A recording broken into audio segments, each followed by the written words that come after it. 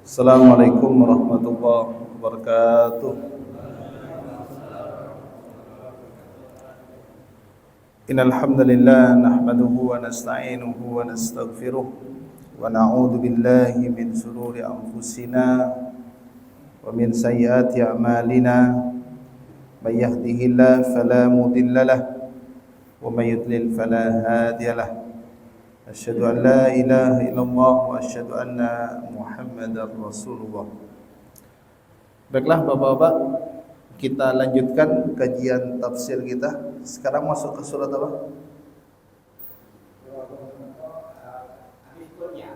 Hah?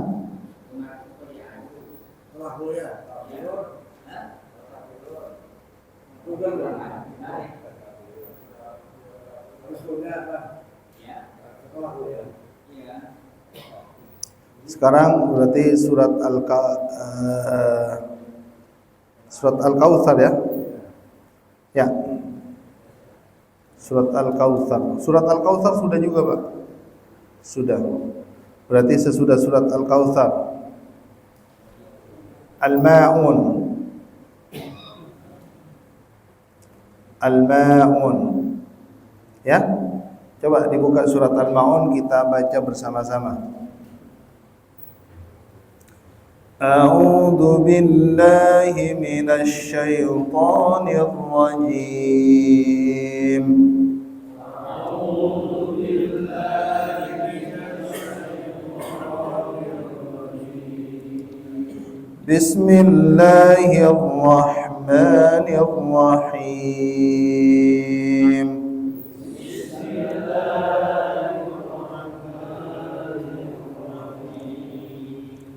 أرأيت الذي يكذب بالدين أرأيت الذي يكذب بالدين فذلك الذي يدع اليتيم فذلك الذي يدع اليتيم ولا يحض على طعام المسكين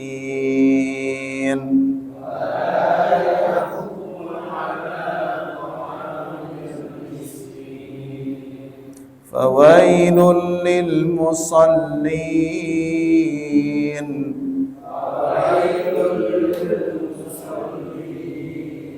الذين هم عن صلاتهم ساهون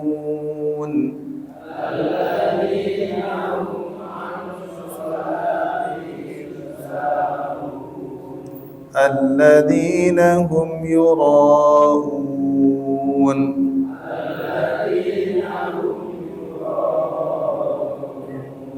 ويمنعون الماعون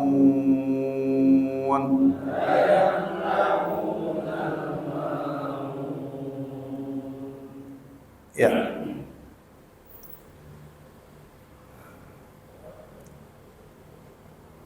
Ara'aita alladhi yukadzibu biddin. Tahukah kamu orang yang mendustakan agama? Yang dimaksud mendustakan di sini adalah mengingkari. Yang diingkari apa? Ad-din, agama.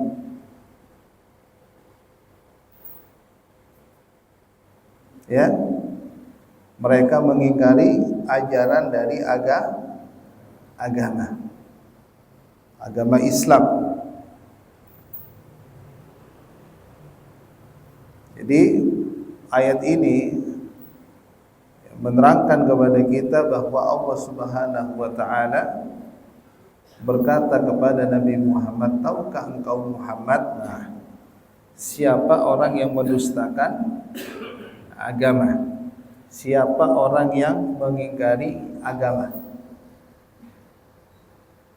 Maka di ayat yang selanjutnya adalah yang mengingkari atau yang mendustakan agama Fadzalikal ladzi yad'ul yatim, yaitu orang yang menghardik anak yatim. Artinya, arti dari yadu'u mendorong dengan keras.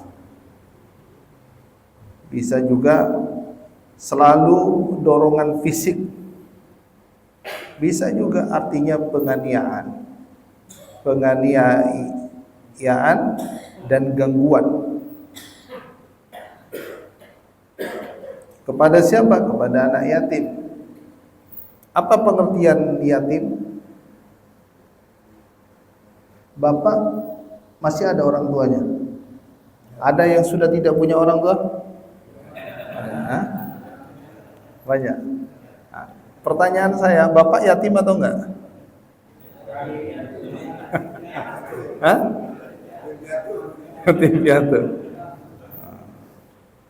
Jadi yang dimaksud dengan yatim di sini adalah idza mata abuhu wa lam yablugh, apabila bapaknya meninggal dunia dan dia belum berusia balik, itu namanya yatim.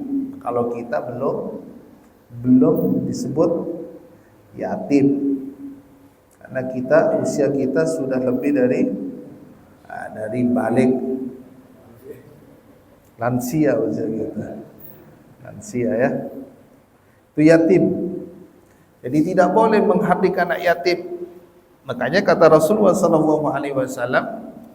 barang siapa yang menghardik anak yatim, menganiaya anak yatim, menzalimi anak yatim, maka sama saja dia menghinaku, kata Nabi. Karena Nabi dilahirkan dalam keadaan yatim. Makanya Nabi itu sama anak yatim ini penyayang. Muliakan mereka.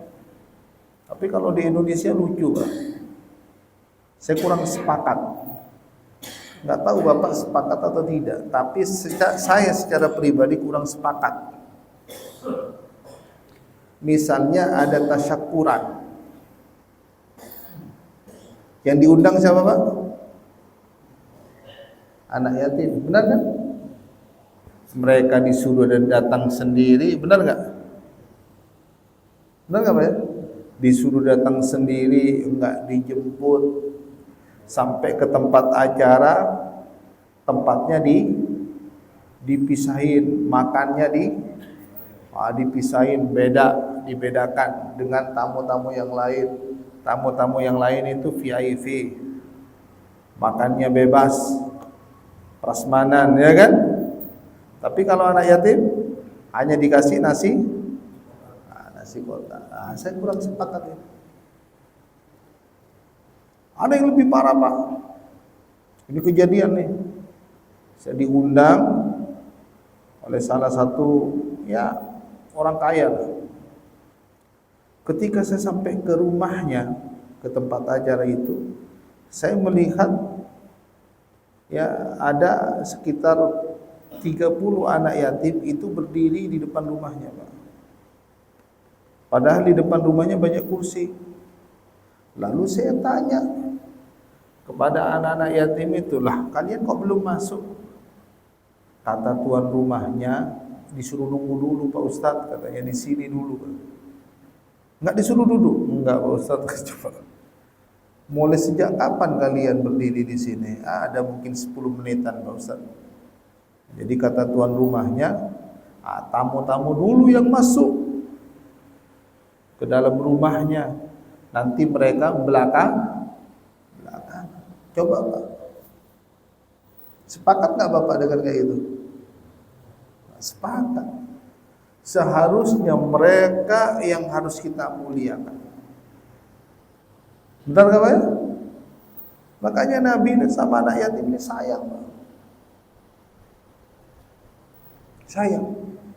Karena kata Nabi, saya juga dilahirkan dalam keadaan yatim.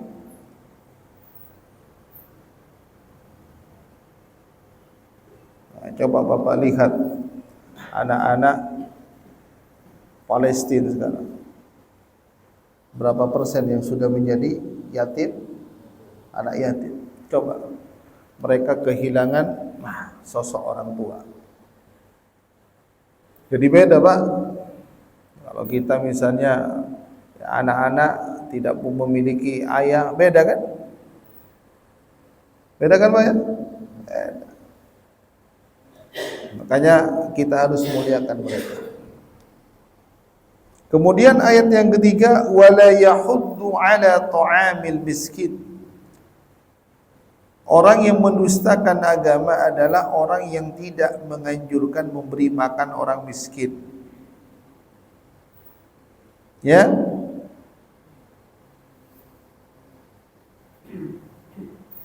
Ini sama dengan firman Allah Subhanahu wa taala di surat Al-Fajr. Kalla bal la tukrimuna al-yatim wa la tahadduna ala ta'amil miskin. Sekali-kali tidak demikian. Sebenarnya kamu tidak memuliakan anak yatim dan kamu tidak saling mengajak memberi makan orang miskin. Ya. Ini penting, Pak, bagi kita. Kalau punya kelebihan rezeki, kasihlah orang-orang miskin ini makanan. Apa yang dimaksud dengan miskin? Miskin itu pengertiannya adalah dia itu penghasilannya pas-pasan, Pak. Pas-pasan, hanya cukup untuk makan. Untuk yang lain dia nggak cukup, pas-pasan. Kalau fakir, ya hidupnya kekurangan. Ya Pak ya? Maka kalau kita memiliki kelebihan rezeki, kasih makanan mereka. Kan begitu. Ada kan hadisnya itu kan. Hadisnya apa, Pak? Kata Rasulullah SAW, di antara salah satu ciri orang yang masuk ke surga adalah dia memberi makan. Tapi hadisnya ini umum, memberi makan kepada siapa saja. Tidak dibatasi apakah ini miskin atau tidak. Ya. Fawailul lil musallin, maka kecelakaanlah bagi orang yang sholat. Jangan dipotong sampai di sini. Ini ada kelanjutannya. Kalau Bapak baca sampai di ayat ini saja, ngeri. Masa orang sholat yang celaka? Yang celaka maksudnya adalah alladzina hum an sholatihim sahun. Orang yang lalai di dalam sholatnya. Ini yang celaka. Yang dimaksud lalai, ada dua penafsiran dari ulama. Yang pertama, dia suka menunda-nunda waktu sholat. Ini disebut lalai. Sholat tidak tepat pada waktunya disebut lalai. Ada yang mengatakan pendapat yang kedua, yang dimaksud dengan lalai, dia meninggalkan sholat secara sengaja. Tapi keduanya sama-sama benar. Jadi Bapak kalau sholatnya suka telat, termasuk apa Pak? Lalai. Kecuali telatnya dimaklumi, udurnya diterima, misalnya sakit perut, ini udur yang diterima. Kalau telatnya gara-gara nonton bola,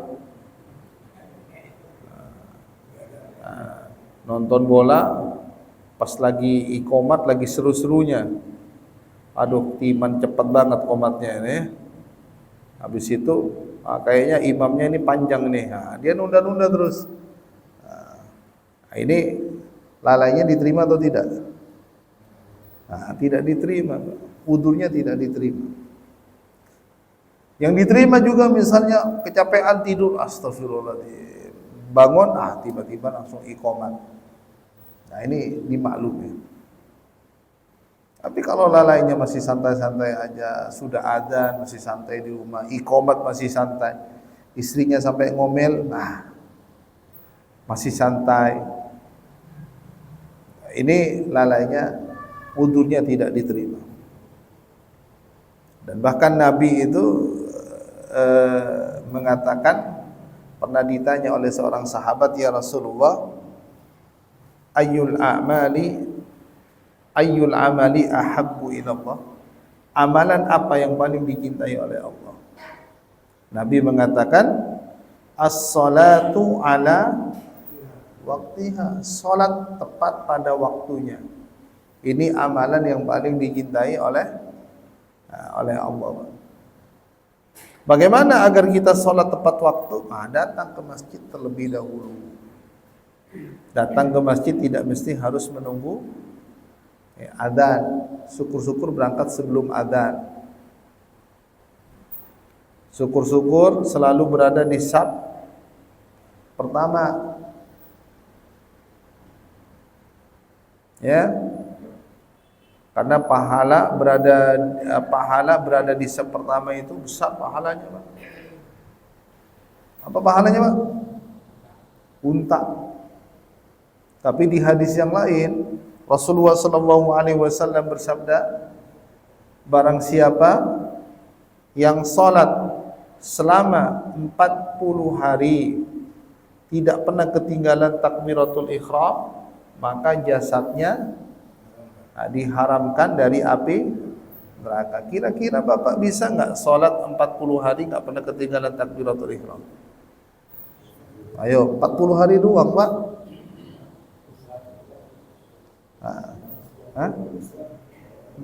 Gimana, Pak? 40 hari? Kalau Pak Sugeng mah bisa, Sugeng bisa ya. Ini penting nih, Pak. Cuma 40 hari.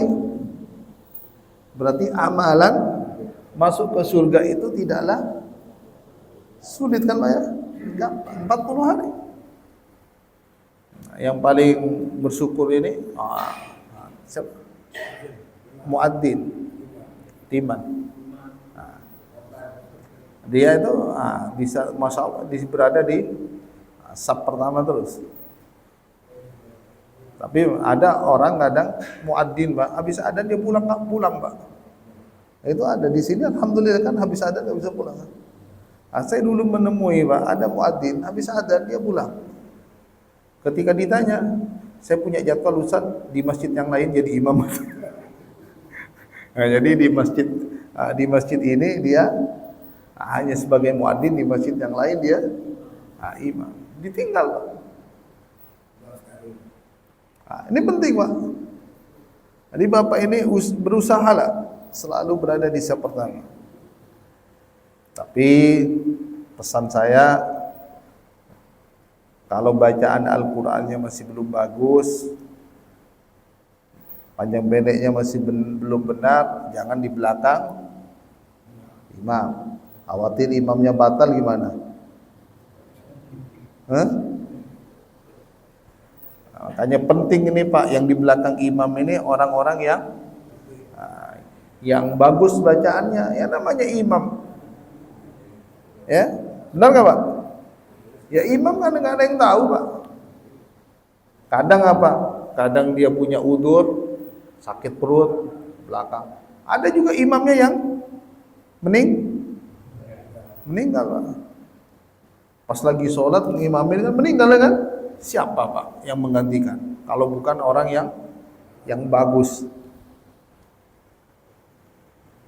Meninggal di mana? Di Banjarmasin itu. Meninggal, Pak. Ya, bisa, Pak ya? Bisa.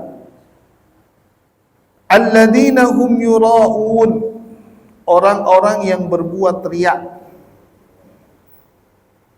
Jadi kalau dia melakukan suatu amalan, jadi amalannya itu ingin dilihat. Bahaya nih, Pak, sifat riya ini, Pak. Sifat riya ini sifatnya orang munafik. Kalau beramal, kalau beribadah, ingin dilihat. Di masjid tidur-tiduran, pas giliran ada orang lewat, pura-pura baca Al-Quran. Nah ini, jangan riak, tak boleh riak. Ingin dilihat. Yang beramal itu harus ikhlas, karena Allah, lillah, bukan karena manusia. Ngaji bukan karena enggak enak sama Pak Marimin, tapi karena Allah, ikhlas. Ya. Dan orang munafik itu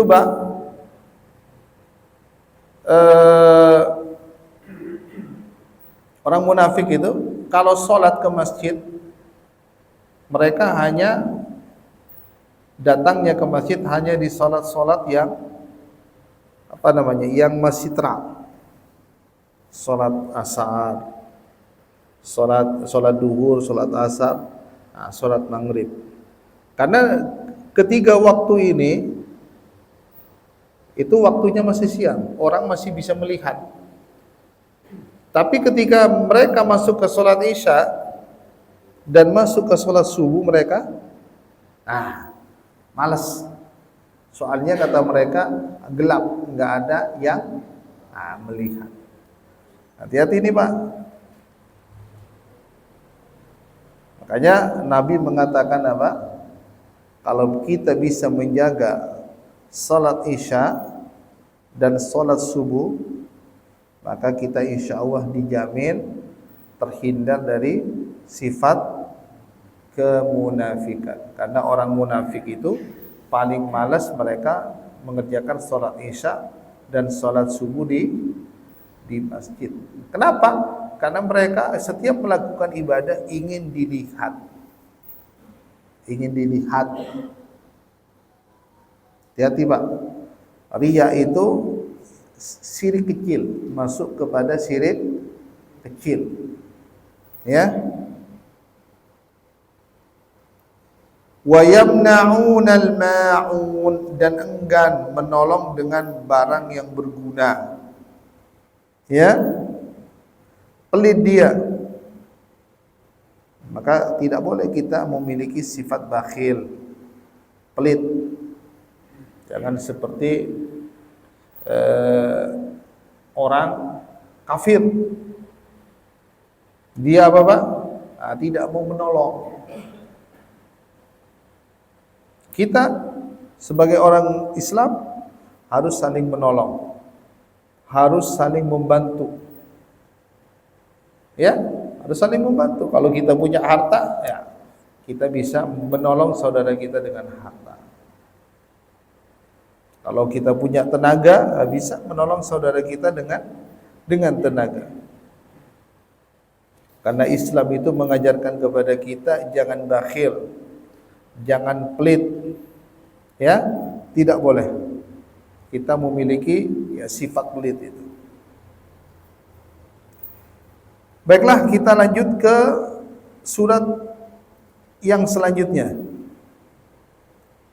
Surat apa Pak? Surat apa?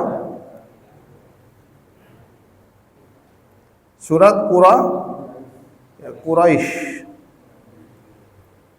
Coba Bapak dibaca surat Quraisy, kita bersama-sama baca. A'udzu billahi minasy syaithanir rajim.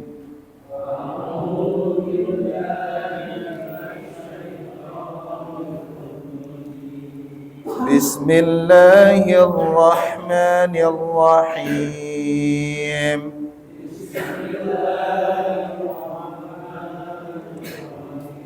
Li'ilafi Quraisy إيلافهم رحلة الشتاء والصيف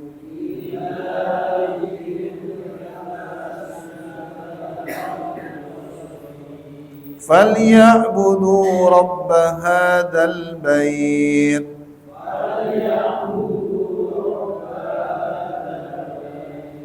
alladzi at'amahum min ju'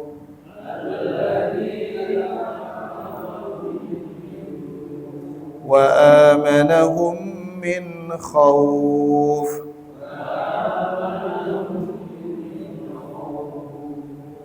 Ya, Quraisy artinya orang-orang Quraisy, suku Quraisy. Ya, suku Quraisy.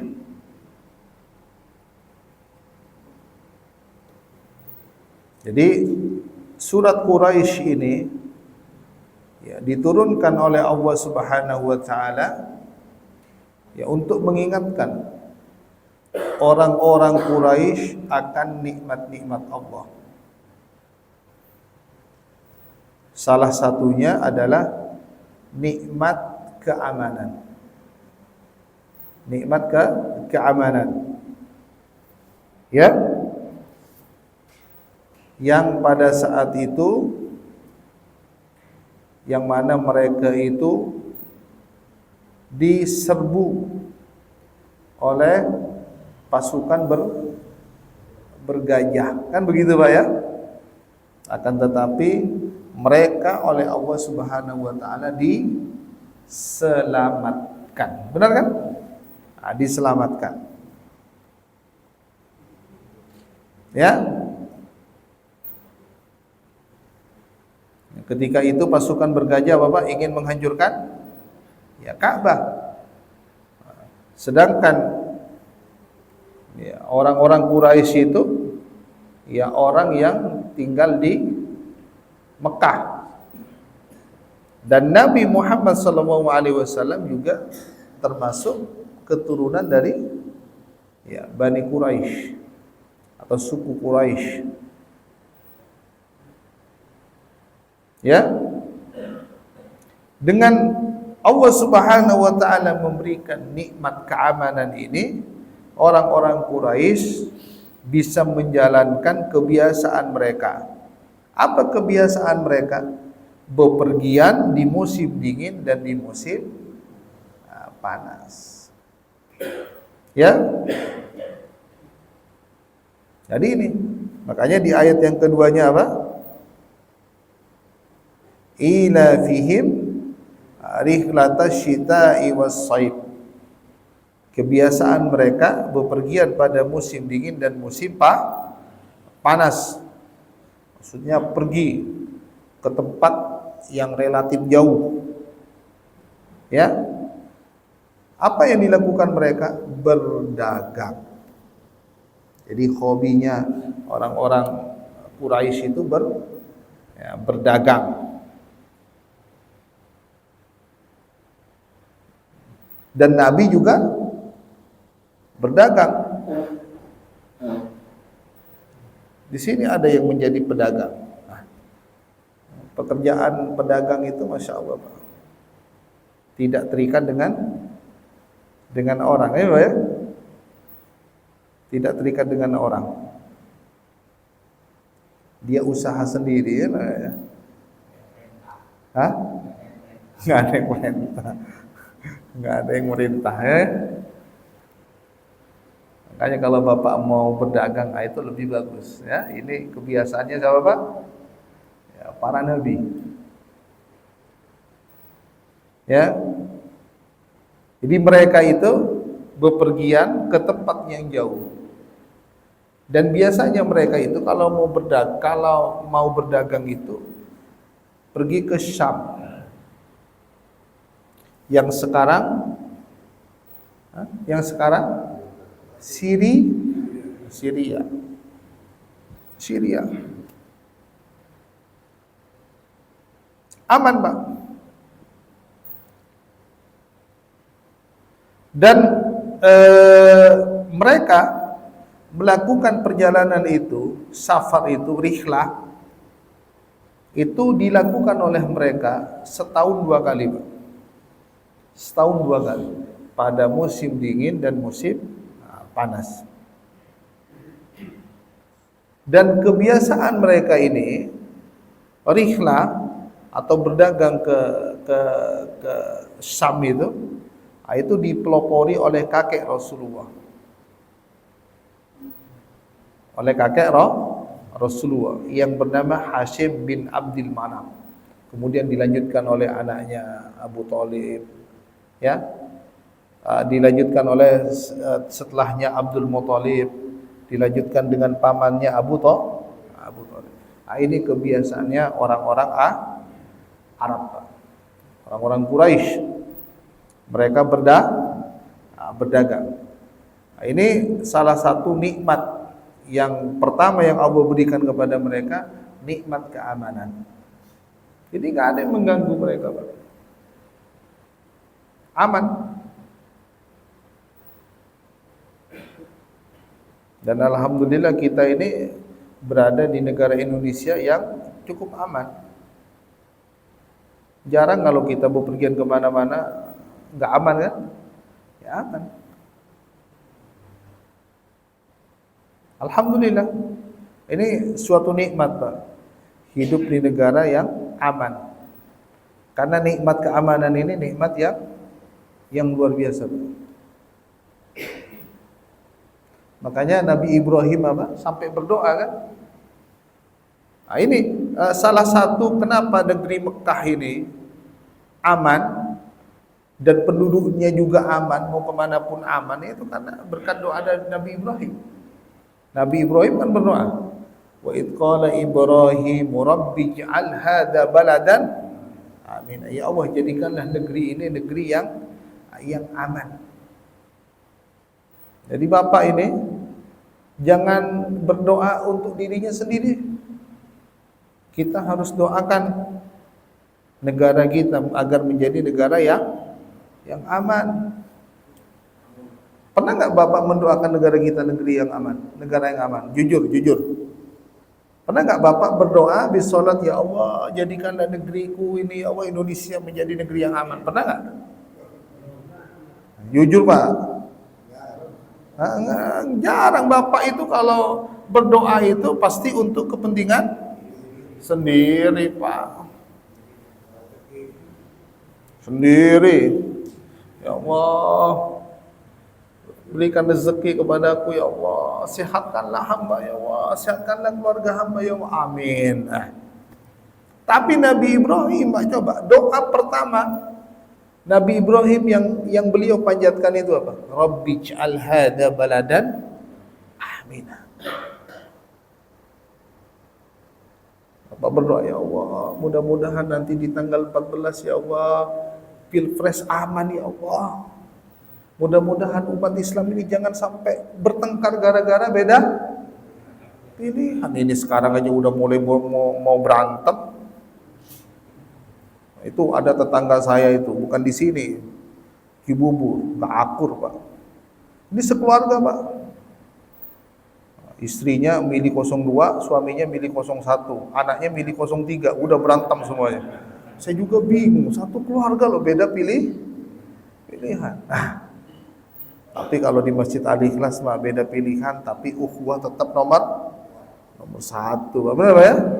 Jangan sampai gara-gara beda pilihan tapi ketemu tidak senyum, jangan begitu ya. Banyak-banyak berdoa, mudah-mudahan negeri kita ini Indonesia menjadi negeri yang aman Pak. Karena nikmat keamanan ini nikmat yang luar biasa. Bapak coba kalau ke masjid aman nggak aman tuh, ada tulisan tuh hati-hati, motor harus dikunci ganda. Nah, itu berarti apa Pak? Masih belum aman. Tapi apa Pak? Jiwa kita aman. Ini yang harus kita syukuri. Berbeda dengan saudara-saudara kita yang ada di mana? Di Palestina. Jiwanya mereka tidak aman, kita aman. Kalau hanya motor sama sandal, nah itu biasa Pak ya.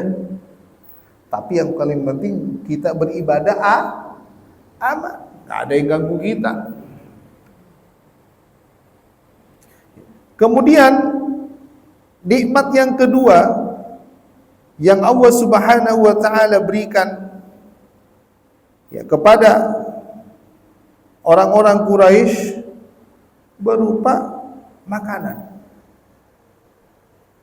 Berupa makanan. Makanya difirmankan oleh Allah Subhanahu wa taala di ayat yang berapa? Di ayat yang ketiga.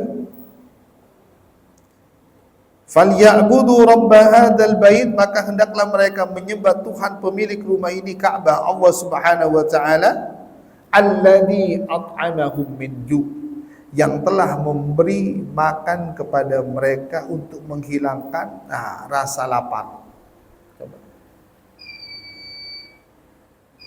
Dan Nabi Ibrahim juga, setelah Nabi Ibrahim itu berdoa untuk keamanan negerinya Mekah, Nabi Ibrahim juga mendoakan apa Pak? Agar penduduknya mendapatkan rezeki. Rabbi ij'al hadza baladan amina warzuq ahlahu minat thamarat. Ya Allah, berikanlah rezeki kepada penduduknya berupa makanan. Coba Pak. Dan benar, terbukti doanya Nabi Ibrahim. Coba di sana Pak. Kita lihat di Mekah itu, tanahnya gersang, tapi tidak pernah kekurangan yang namanya buah-buah. Benar nggak Pak? Negerinya menjadi negeri yang makmur. Ada di sana Bapak, kalau pas umroh itu, pernah nggak Bapak nemuin buah-buah di sana? Nggak ada. Wah, buah-buahan di sana luar biasa. Luar biasa. Yang menjadi ciri khasnya apa? Kurma. Coba Pak. Kurma itu bisa tumbuh di tanah yang kering, gersang. Penduduknya coba makmur-makmur.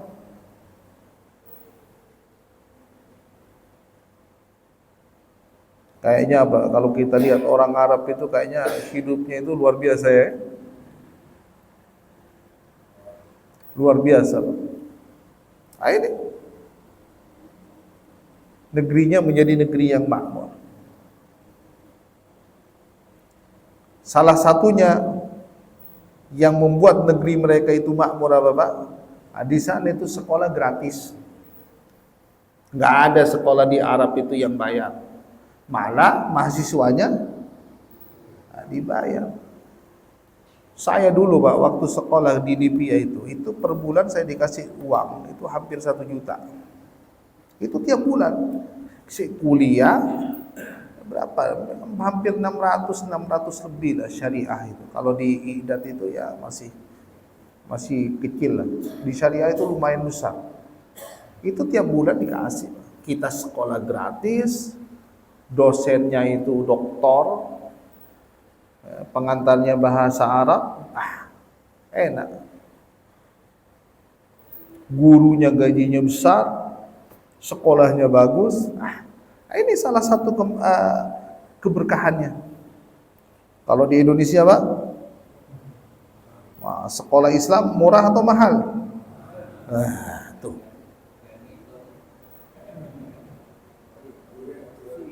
Benar Pak ya? Mahal. Saya tidak sebutkan, ada salah satu sekolah, ini SD Pak, uang masuknya 50 juta. Aduh, gimana anak-anak kita ini mau paham agama? Kalau sekolah agama aja, mahalnya luar biasa. Ini disebabkan apa? Ini salah satu negeri kita ini masih jauh dari yang namanya kemakmuran. Tapi aman, tapi kurang makmur. Bagaimana caranya agar negeri kita ini menjadi negeri yang makmur? Syaratnya ada 2. Yang pertama, beriman, dan yang kedua, bertakwa. Walau anna ahlal qura amanu wattaqau la fatahna alaihim barakatim minas sama'i wal ardh. Ya, walau anna ahlal qura, jika penduduk negeri ini ingin mendapatkan keberkahan dari langit dan dari bumi, penduduknya harus beriman dan bertakwa. Jadi orang-orang kafir Quraisy itu oleh Allah Subhanahu wa taala diberikan dua kenikmatan. Pertama kenikmatan keamanan, yang kedua apa Pak? Berupa makanan. Alladzi at'amahum min ju' wa amanahum min khauf, yang telah memberi makan kepada mereka untuk menghilangkan rasa lapar dan mengamankan mereka dari ketakutan. Insyaallah kita lanjutkan di pertemuan berikutnya. Di pertemuan berikutnya masih masih belum masuk Ramadan ya? Belum ya? Belum, tinggal sekali lagi. Kita tutup dengan doa kafaaratul majelis. Subhanakallahumma wa bihamdika asyhadu an la ilaha illa anta astaghfiruka wa atubu ilaik. Assalamualaikum warahmatullahi wabarakatuh.